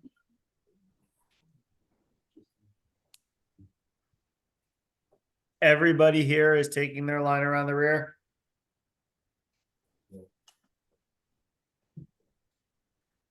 Okay, I'm good with that. I agree with you completely. I would have done everything you did. First line to the front door. Now I get around to the rear. Holy shit, this is a little bit more. Let's bring that line around to the rear. Usually I have a couple stragglers that want to go through the front door down the basement stairs, and that's fine too. There's a very, very good argument for that. My counter is that where is this fire going? Never mind, it's in the basement. Where is it going? Up. Up into what? Bedrooms. Everywhere. Bedroom. What else is above there? The soffits, the attic, right? We're going to end up with 3 floors of fire. Probably 5-6 years ago, I would have brought the first line to the front door as well. So maybe I've progressed or whatever, but I'm with you. Get the line around the rear, get this fire knocked down, go in that walkout basement, put this fire out. That's me. Now let's complicate this a little bit. Mother comes out. On your arrival, says my kid's in this bedroom. How are you handling that? All right, that definitely is gonna complicate it because right off the bat, you're gonna be worried about the floor integrity of that bedroom. I'd say probably in that scenario, it'd be worth trying to, if it's at all possible to get in there. Do It you looks think it like is looking at you that? might have some access from that, was that Delta side window potentially? I mean, it's kind of got a lot of fire going on, but if not, you'd have to go through that other Delta side window if that's in the same room. I wouldn't probably try to want to walk across the front door with, whether the floor has integrity or not. So, This is a different room. right. So this is a window and this is the other window. Yeah, so probably what I'd try to do is if it was at all possible to get in that room with the amount of fire, I'd probably try to send some guys in there, be really careful with sounding the floor, try to do a VES thing. If I couldn't do that with the amount of fire, try to start knocking the fire down. And then as we get more guys on, send them in that window with a VES type mentality. And you just have to be really, really careful of that floor. I mean, let's look at it. Do you think you're getting VES guys in there right now? It doesn't look like it right Yeah. now, no. So Your- we Your always- front door still looks good because you only have light smoke showing from That's the what I was first gonna say. floors. We always, So yeah, we your always grab, your we first always floor looks good that gravitate. way. Yeah, we always gravitate to VES when we have a known location. But maybe this isn't the time for that. Maybe this is the time for, hey, go in the front door and go right to the bedroom, potentially. Or I liked your second, I really liked your second option, which was knock down the fire and then VES. That's equally, viable as well, right? Yeah, So, front door is definitely a good option for that too.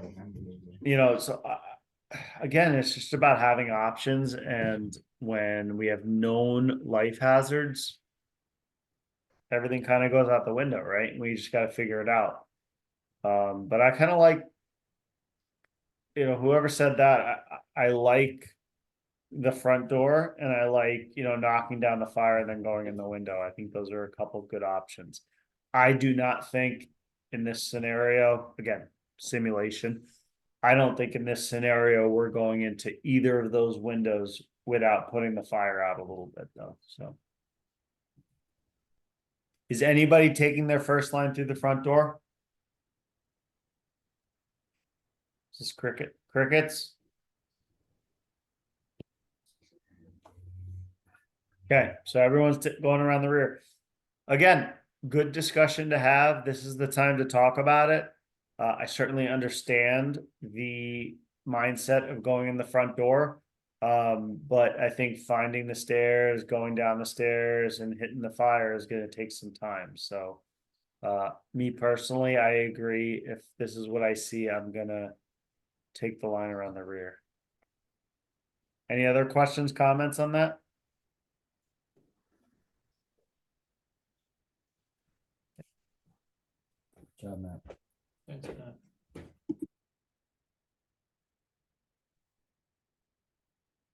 It's one of my favorites. Hopefully you guys will discuss this one. Who we got?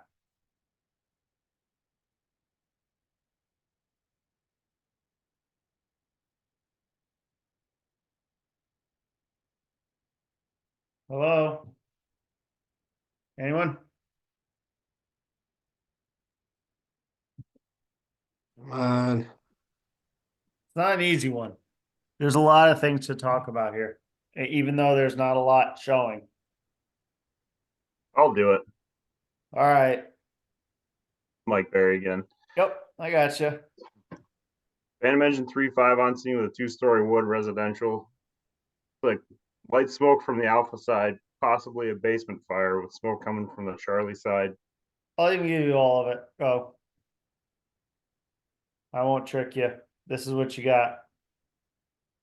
Yeah, definitely looks like a basement fire then, because it's coming out that window over there. Absolutely. So, I mean, this is, we could, you know, mess around. Where's your first line going here? I don't know. I probably the front door, honestly, That's fine. because otherwise you got to come around to the Bilkos. It's not like there's an easy grade access to it. So let's talk about Bilko doors. And even if the Bilko's, you know, whatever, easy, what everyone always talks about, oh, I'll just go down the Bilko door. What might From the the inside, Bilko door entail? Most of the time they're locked from the inside, so you got to cut them. And what are you cutting them with? A metal cutting saw. How many of you guys have a metal cutting saw on your first due engine, right? So, We do. okay, so maybe you guys can. There you go. But a We lot can, of but we're not. but a lot of departments I've talked to, you know, actually, I think Stratford was one where it was like, I think someone said they would take it, the first line to the Bilko door, but they don't have a metal cutting saw on their engine. So if you have it, great, but also that takes time and that takes manpower. So if you got 3 guys now, you're, you know, going at that. there's also usually an interior door to those Bilko doors that may or may not also be locked. Okay, absolutely. 100%. So that now I you, think, yeah, I think you're putting a lot of eggs in that basket. Meanwhile, the fire is still burning uncontrolled with no potential access to it. Like that Bilko is imperative that somebody needs to open that as soon as they possibly can. But I don't think your line is going to be waiting on that crew to open that, because even myself, you know, and I've taken the class and I've never cut a Bilko in real life, but I've taken your guys' awesome prop and I've cut it, but I bet you I'd cut it on the wrong side, or there's potential to cut 100%. it on the wrong side. And then get down the stairs and like Mike said, okay, now you got to force it manually. Well, that's, you know, that's who's confined space, potentially blackout conditions. Like that's not an easy force either. So whose job do you think I think it is to force that Bilko door? You can Litchfield. there you go. I think it's gonna end up being the Ritz team. The RIT team 99% of the time, right? We get there, hey, it's a basement fire, no one went in the Bilko door yet. All right, let's force that so we have an alternative, you know, entrance here. I agree with you completely. I think departments that think they're gonna take their first line down a Bilko door where they have to force the metal, you know, the metal Bilko door and then get down there and maybe force that door. That's not happening. I completely agree with you. That said, you said your first line is going in the front door. We have to look at the pluses and minuses. What's going to be the plus side of going in that front door, Mike? Well, you'd be able to see if the door to the basement's closed. If you got fire up there, you can do a quick search if there's anybody coming out. I mean, you got a couple cars in the driveway. Let me ask you this. How are we finding the stairs to the basement from that front door? That might be a little tricky. Most houses like that, when you have that center window above the front door, that's Right. going to be almost like a landing area. So I'd be willing to bet that that's a center staircase. Yeah, it's probably on the back side of them or something like that. Absolutely. Absolutely. So me personally, my first thing is go in there, reach in, find the stairs up to the second floor, and then either a left hand or a right hand right around there is going to find me my basement stairs, right? So that 100%, that's going to be how I'm going to find those basement stairs. What am I concerned about getting to those basement stairs though? And what are some hazards or roadblocks that we might get?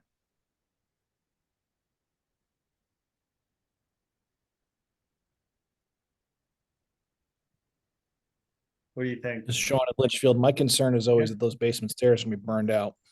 Okay. Even before we get to those basement stairs, looking at where the fire is, what could be burned out? Well, you're in the floor. flow path. You could be in the flow path. As soon as you open that up, Okay. you're gonna start the fire going. I'd actually, with that few people, I might actually just go with that hose line right to that window.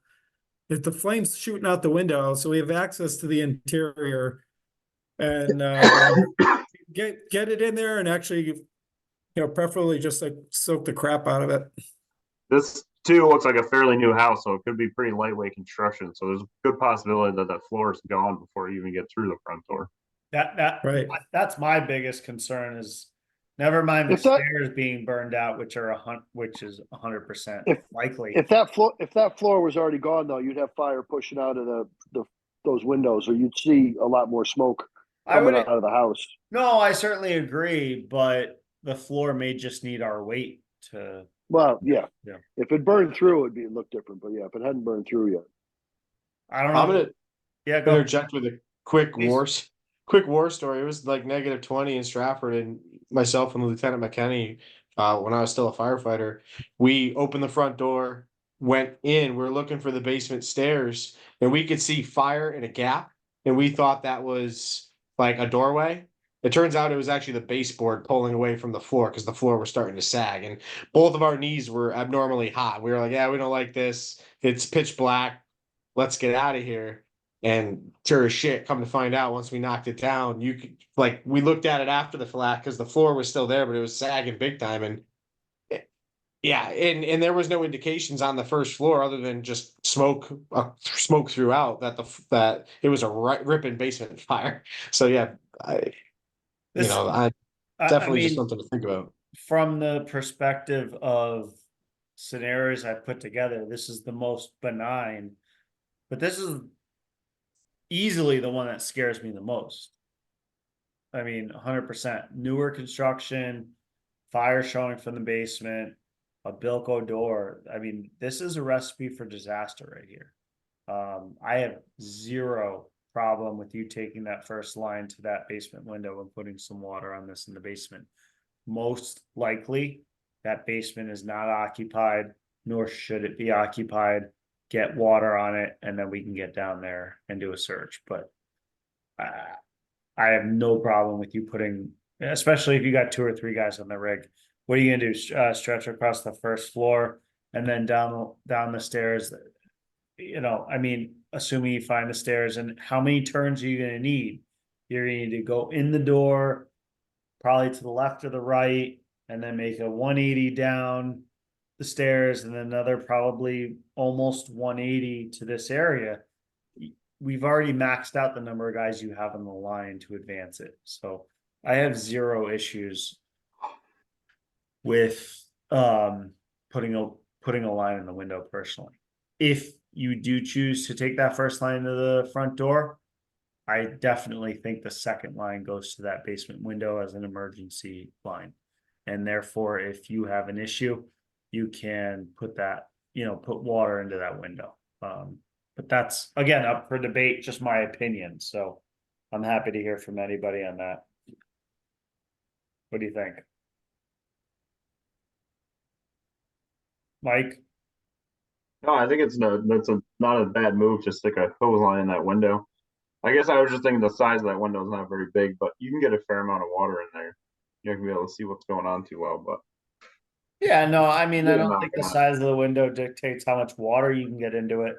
no, of course, but There is admittedly to me too, I don't want to put water into a window, right? But there is a time and a place to do it. And this is one of those, if I got people's lives on my conscience, I don't know if I'm gonna put them in that first floor for a lightweight construction like this. It makes me very, very nervous. So, just things to keep in mind. And again, everything's situational. You got reports, and this is again one of those where, all right, you get reports of someone trapped on the second floor. If you're concerned about the stability of the first floor, well, we could throw a ladder to any window on the second floor and get unimpeded access up there, right? So that might be something that we keep in the back of our minds. Any other questions, guys?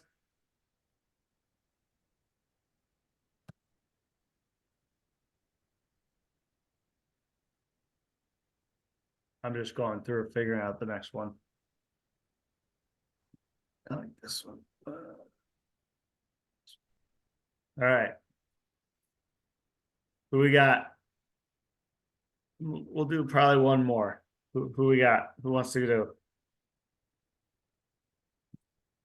a couple Morris guys on here. Anybody want to jump in besides Ryan?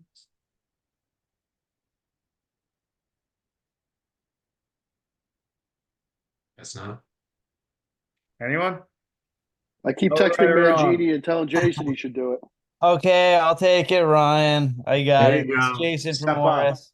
All right, Jason, what are you doing?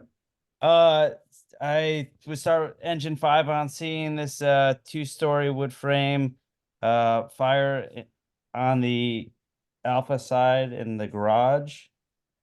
I'd be stretching a line 1.75 inches to the garage. Trying to knock it down from the driveway right there. Okay, so let's back up. What's different about this garage fire from like the other 1 or 2 garage fires that we talked about tonight? Right off the bat, I think about the living space that's above it. Okay, which you're right. Location of the garage, right? We're not just next to our living space, but we're actually very much below it now. Does that make sense? Yep. So Definitely. I agree with you completely. I'm just trying to kind of define a little bit better. But yeah, 100%. Where our garage is located to our living space. Okay. So why did you choose the garage versus the front door? Because that's always the two the in-betweens, if you will.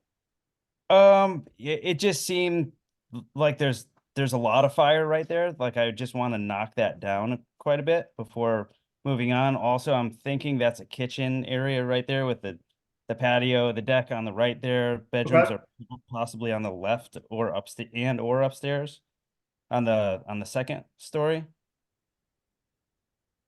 Yeah. So if you went in the front door, what would you have to do to get water on the fire? I'm thinking I'd have to go downstairs. Either there's going to be a stairwell Right. as soon as I walked in, or down to the right and downstairs. But either way, I'd have to go down a flight of stairs to get to it. How's that going to work out? Not a lot of fun. No. I could not agree with you more where your line's going.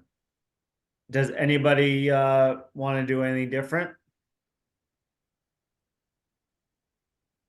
The only thing up for debate that I could think of is anybody stretching a 2.5 instead of an 1.75 inches? Is there a 360 on this? That. Does that change anything for you, Will? No. I agree. I don't. I still, Inch and yeah, 3/4. 1.75 inches. Then you have the maneuverability inside to see where it's the fire's progressed inside there. Jason, that's absolutely fine with me. I am not trying to get you to say you do a 2.5 instead. I completely agree. I think the 1.75 inches fine. I think if you said a 2.5, I think that's fine. Again, looking at GPM versus your pump, how much water you have. I think you go either way here. So 1.75 inches is good with me. And then if you knock this down, you can take that 1.75 inches, go in the front door, go to what you said, 100% right, the kitchen area, and be able to knock down, any extension of fire there. So I have no problem with that. Is anybody doing anything different, whether where they take the line or what they're using it for, those types of things? Nobody? That's a good thing. Good job. All right. Shoot for one more.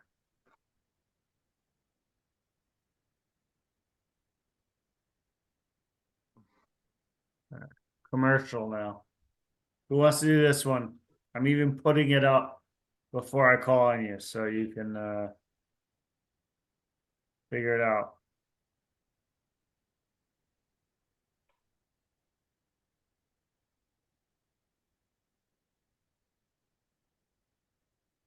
Anyone? Come on. No, Rob. Rob Chernak's unmuted. Let's go. Come on. No? He's the Warren guys. They said they don't have a mic. Oh, He's texted me. oh. I give Come him on, a pass. somebody, Ryan's not doing this. One more person, come on. One more different person. It's not hard. You can even chat. You can put it in the chat window. I don't care. Just tell me what you're doing with your first due. No, I'm not Come on, winning this is anybody. Litchfield. This is Dunkin' Donuts Plaza. Yeah. End of the row. The reality is we're probably not saving this, right? I'll even give you that you have hydrants here. So you don't have to, do you have hydrants at Dunkin' Donut Plaza or not? Yeah, it's right across the street from Litchfield Firehouse. Perfect. So let's go. There's 17 guys in that room. Come on. I know, Come right? on. Well, we're down to 16, but are we going interior on this or what? Come It on. looks like let's shoot some big water for a little while and mop it up with a. Oh, there's a better view. Yeah. Oh. I'm maybe back to inch and 3/4 now. You're back to inch and 3/4? I'm 2.5 for a I'm blitz thinking spot. 2.5 though. I was first thinking Yeah. 2.5 because of the business area. You guys have blitz fires? Yep, and Rams. Yeah, blitz fires are good. I'm thinking just put a guy on a 2.5 for the blitz gun right in that doorway, Absolutely. and then start breaking or start getting into those other businesses next door and getting those people out if they're not already gawking. Yeah, again, I mean, like maybe Shut the utilities down. maybe this one is fire department evacuation, but these are, I mean, anybody, PD, constables, whatever you call them. You can put anybody in those and say, hey, go make sure everyone's out of there. If it's not an IDLH, we don't have, the reality is we don't have the guys to go search there, right? So if we can put someone else in there to go do it quick, personally, I don't have a problem with it. Where's this fire going? Obviously, it's getting up in here and going over. If we have smoke like this, guys, we're not stopping it there. We may not stop it at all. Anybody, city, whatever. But consider if you have that row of stores, if you will, skipping that area and going to one or two stores over. If you're gonna really make a stand, maybe this is the store to make a stand. Go take a 2.5 in there, guys with hooks, almost like the movie Volcano, where they don't try to stop it where it is, they try to stop it where it's going to. If you have to go in here and put your face piece on, you're probably not going to stop it in there. Listen, the reality is this is a loser from the start. We know what these are. These are box stores that are put together like shit, and they're going to spread it really, really quickly with a lot of voids. So, Well, and just to clarify, like go. the dormers up there, does anybody think that there's livable space up there, or is it masking something else, just for point of discussion? It's just combustibles, right? A lot of times those are either just into an attic or they're just fake. They're just for looks. Exactly. Yeah. It could be I mean- mechanicals up there. You maybe, the only thing those dormers are good for maybe is to put an aerial stream in there and be able to dump water into there. But a lot of times, yeah, certainly you're not getting up there and VESing or anything like that, to your point, Ryan. So thank Well, that's why I just wanted to make sure that Yeah, nobody in the group was absolutely. thinking that there was apartments on the second floor. No, without a doubt. So, yeah, guys, does anybody have anything else they wanted to touch on tonight? I think we went through a bunch of different scenarios. I hope you guys got something out of it. I know there's advantages and disadvantages to everything, when you do Zoom and these and everything, but, I hope you guys got something out of it. Anyone have any closing remarks or anything they wanted to share?